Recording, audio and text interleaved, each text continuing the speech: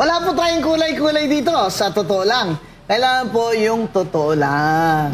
Para sa bayan. Oo. Diba? Hindi po importante kung anong kulay-kulay mo dito sa... In fact, all of us should be united now in this crisis. Yes. We should look at the issues, not our political affiliations. Hindi ba? Yeah. Mama Bing, may napansin ako sa'yo. Hindi naman tayo nag-usap, no? Oo. Nakadilaw ka. At ako, hindi ko akalain naka-pink ako. Hindi ko sinasadya. Dilawan naman talaga ako, di ba?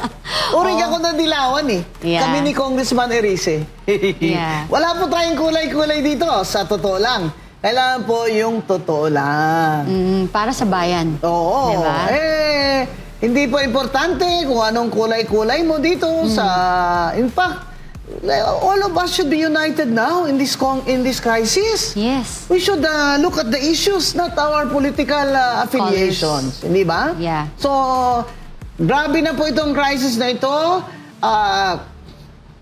Sasabihin nila ni BBM, tighten your belts. Sir, wala na nga kaming ita-tighten eh.